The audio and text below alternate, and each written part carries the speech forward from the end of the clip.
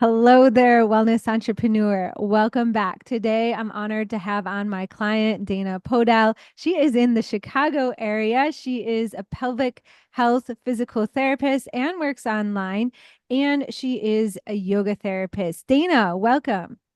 Hi, thank you for having me. I'm so happy to be here. Awesome. Yes, I'm so happy to have you. Tell everyone a little bit about what you do and how you're helping people these days. Yeah, so like you said, I'm a pelvic health physical therapist and I also offer yoga therapy. And I recently just opened up my own private practice in Evanston, which is right outside of Chicago. And I work with people one on one for pelvic health PT and also yoga therapy. And then I also offer group yoga classes through a local studio and different workshops and Ah, also online. yes, you do a Yeah. lot. It's amazing.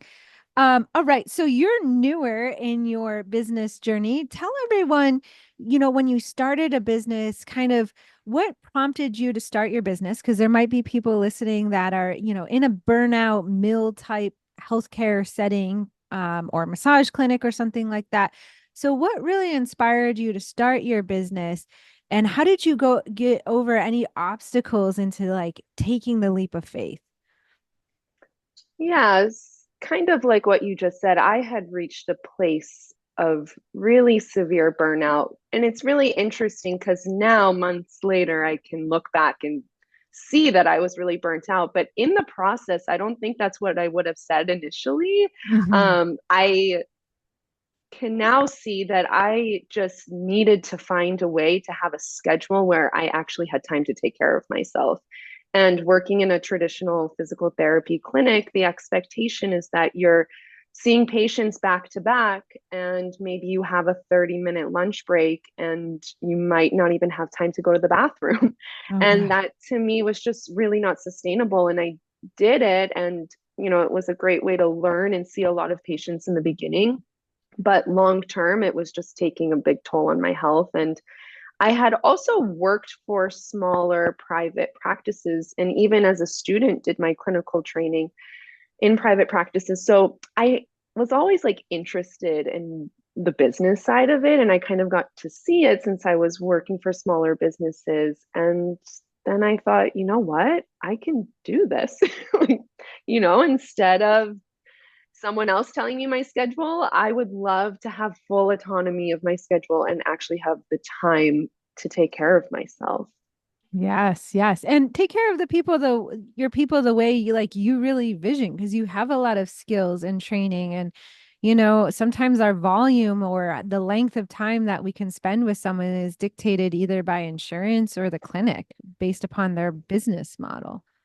Yeah, absolutely. And not all PTs or yoga therapists or even have a yoga background, which is completely okay. And I think everyone has their own, niche and specialty, but that's something I love and I'm so passionate about. And I was even a yoga teacher before becoming a PT, that it felt like it just had to be a part of my practice. And it felt very restricting when I was in a clinic space where I couldn't integrate it as much as I wanted to. Yeah. Yeah. And in fact, I remember when we first started, it was pretty segregated. In fact, our first work together was integrating the work together into a session, a Yep. package, and saying, instead of being like, oh, they're coming to me only for yoga or they're coming to me only from PT. Yeah, that was huge for me. And I've realized I can't split my brain in half. Mhm. All of the information I have is in my brain and I'm going to bring it into any session. And yeah, I loved that. That was very pivotal from the beginning of like, yep, this is all the information I have and I'm going to bring it no matter what the session is called, whether it's physical therapy or yoga therapy.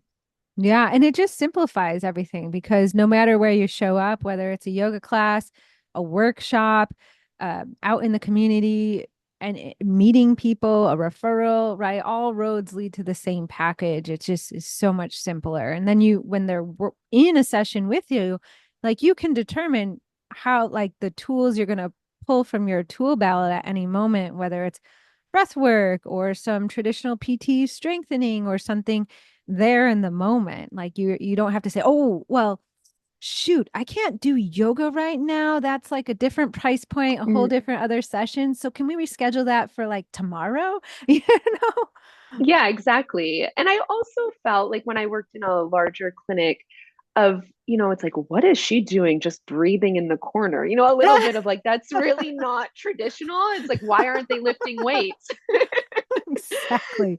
But even though Exactly. it's so important and it's a huge part, especially of pelvic health, like it's a huge part of the healing process.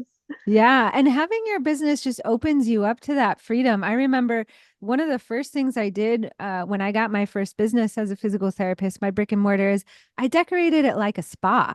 I was like, I don't want to be one of those noisy gyms. Like that's not soothing and nourishing for the nervous system. Like I want a Hmm. calm, serene place where people come in and they like can take a deep breath and like, oh, I'm at Allison's. Like, I'm going to get some help now. I'm going to feel better.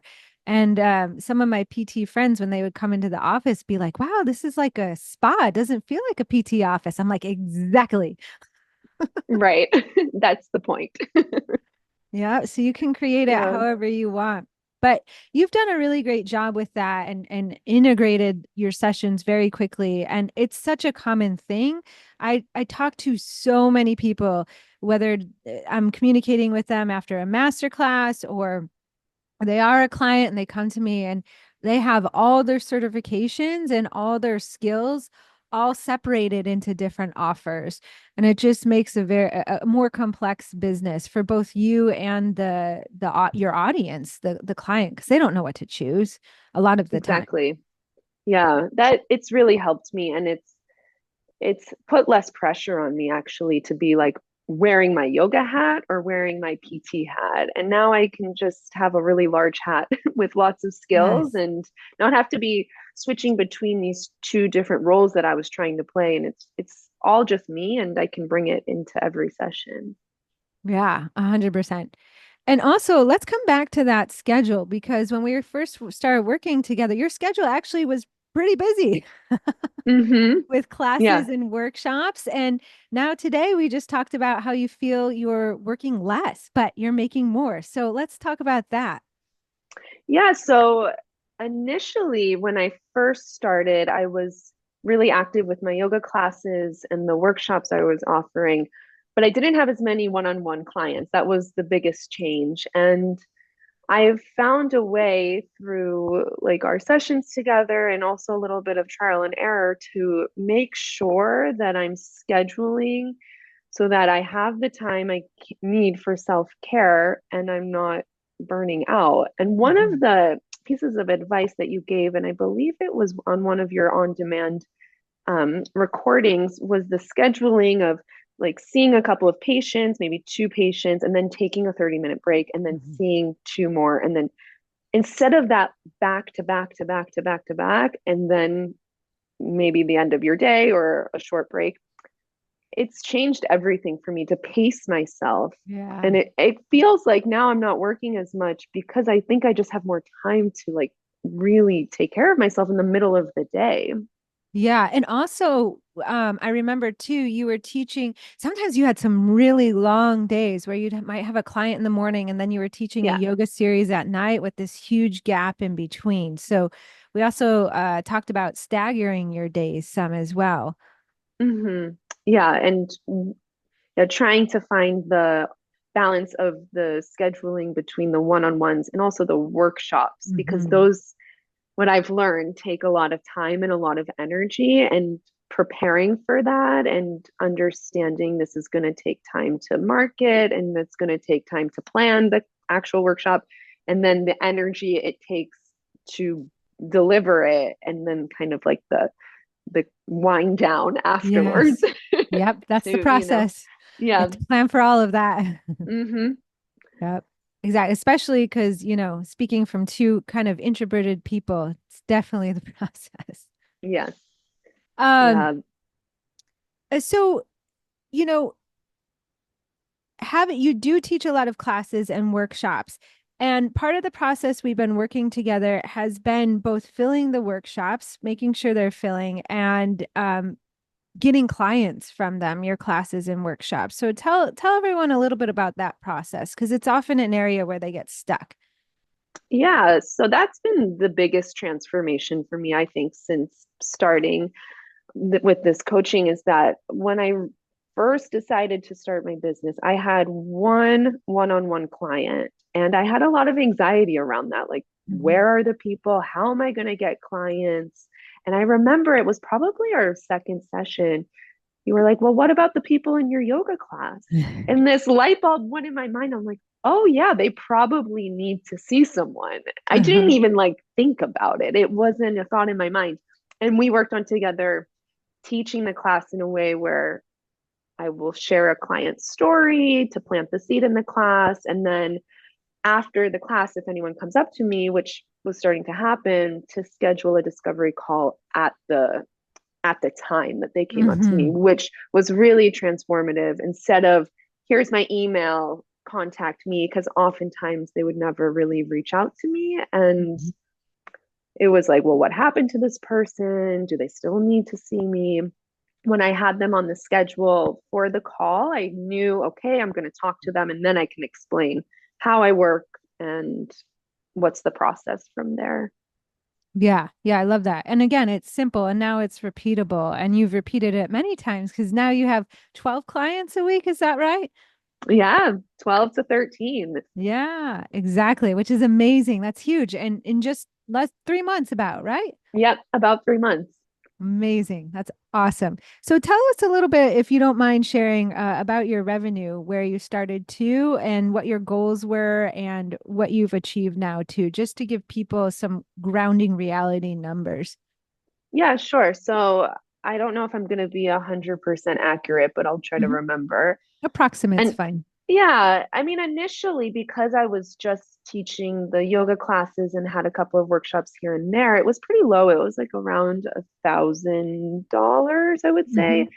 And then after working together, I think for a month, I think my goal was 2,000, and I'm Hmm. pretty sure I reached 4,000. Yeah, I It was remember like that. I was double. like, woohoo!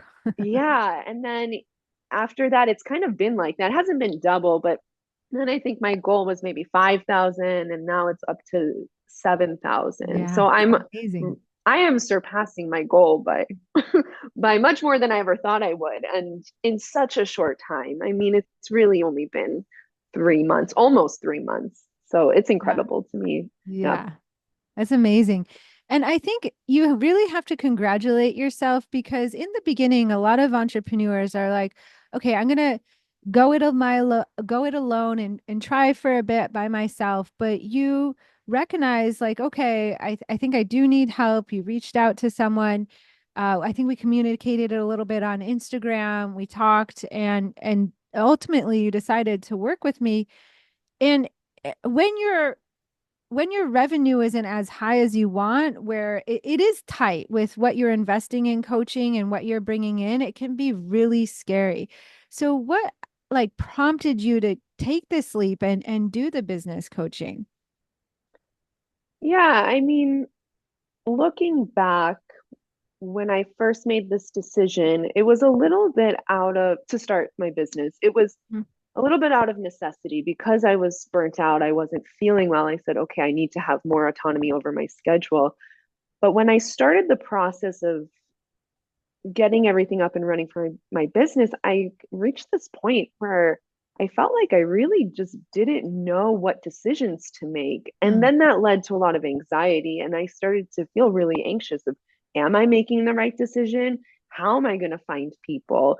How is this going to work? I also just recently moved back to the Chicago area. I grew up here, but I haven't been here for a long time. So it was a little Mm. bit like starting new, and Mhm. it was a lot of just new happening at once, new business, just moving back. And I think I just realized if I'm going to go through with this, I need some support. And I remember saying to a good friend of mine, I'm like, I'm not in therapy right now. Every therapist needs a therapist, but I'm not in Uh-huh. therapy. I need something. And I'm Yeah. like, I looked at coaching like therapy for this new risk I was taking, and so that Mhm. it could help me be less anxious. And that was the number one thing I noticed from our first couple of sessions. I just felt less anxious. Like it Mhm. felt it didn't feel that all of the pressure was just on me. I felt like I had someone I could share it with, which really helped me feel more confident and secure in my choices. Hmm. Yeah, and you've really come into your own. You have the ability to take something and run with it. I remember, for example, early on when we were working together, you had a workshop and we were working on some messaging. And like most and every physical therapist that comes into marketing, we always market from our PT brains at first till we know how to, you know, write the words that connect with our audience and kind of their words. And we had one session on and I think I gave you a little feedback on a flyer, but that was it. And then you sent me the flyer again to be reviewed. And I was like, or I saw it in your email and I was like, right on. And that workshop sold out. Yeah, that was a great one. That was for lower back health. That was a yoga for lower back health.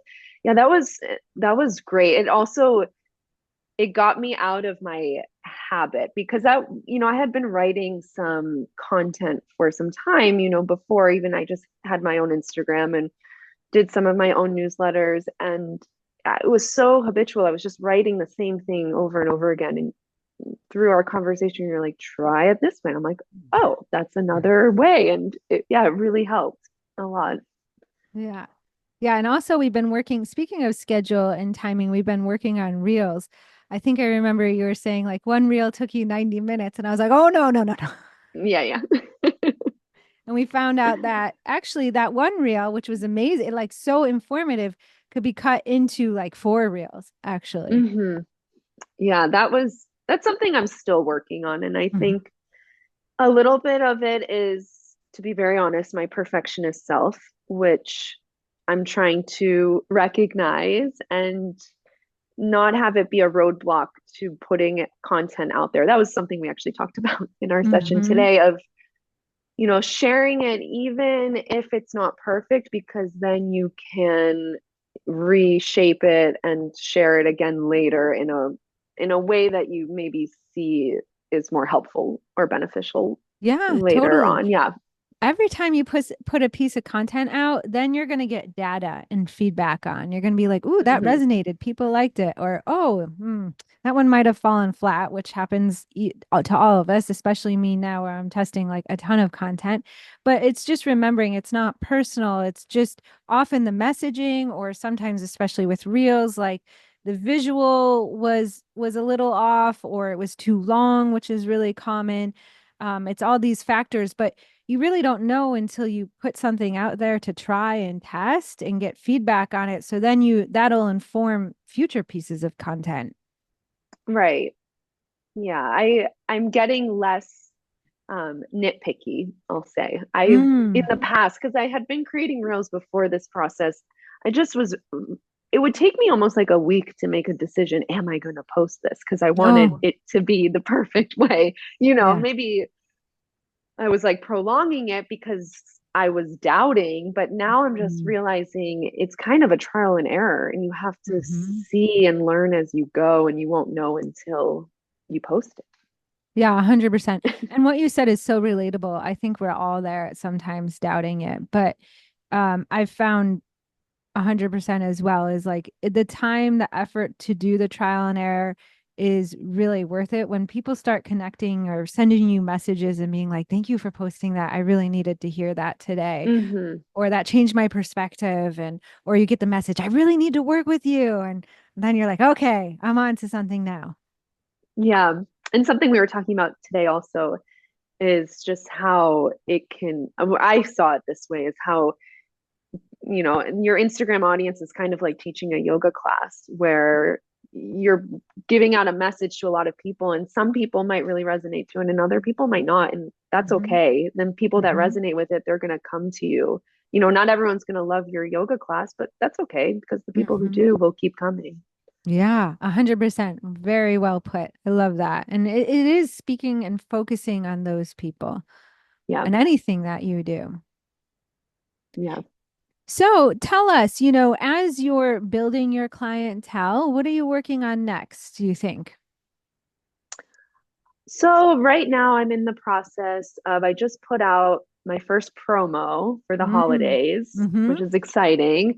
That's going to be happening the first 2 weeks of December, where I'm going to be having, with any purchase of a package, you get a free 60-minute yoga flow and relaxation session. So I'm working on that right now. I have another workshop coming up in December, and then I'm in the process of planning some more workshop series in January, February time.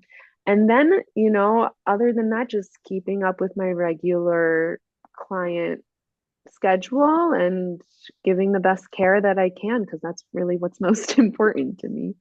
Yeah, and I see you with all this getting a wait list really soon, and then it's on to the next phase, whether that's raise your price or bring in a group program of some point that's a little higher ticket than a workshop. There's a lot of avenues that you can go.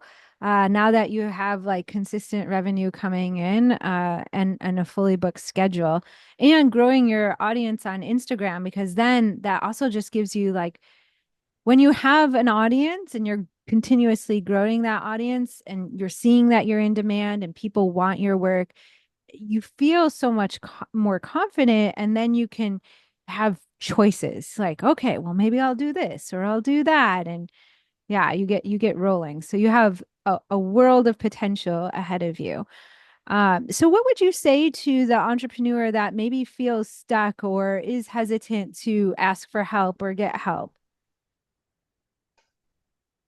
Hmm. I think I would say that if you're at a place in your business where your own sense of peace, maybe it's your mental health or your physical health, is being affected by the way that you're working or your stress about your business, then what really helped me was to view this coaching as some sort of like therapeutic support. And just like you offer that to your clients in whatever Mhm. capacity, you also need that. And you're going to get it from it. It's going to help Mhm. you in lots of ways, and it's going to help you shape your life so that you can sustain what you're trying to grow. Hmm. Yeah, 100%. I love that. Well, any other parting words of wisdom that you want to share? First of all, so I don't forget, tell us because that deal of the free yoga therapy session is amazing. So if anyone is curious of trying yoga, especially for someone that is so focused in pelvic health issues and women's health, where can they find you? Yeah, so you can find me on Instagram. My Instagram is Dana PT Yoga, and then my website, which is danaptyoga.com. And that's the best way to contact me. I also have a free discovery call. It's 30 minutes, and we can talk. I can answer any of your questions, and I can give you more information. And I'm in Chicago, in Evanston, but also starting online. That's something new that I'm also getting up and running, which is Yes, I really can't wait to exciting. do that. That'll be Yeah. so exciting, especially because, when and we didn't touch on this, I'm going to cycle back there briefly. You did a big move. You moved from abroad. So you have Hmm. friends abroad that and maybe even family members over there. I'm not sure, but people you can help in abroad.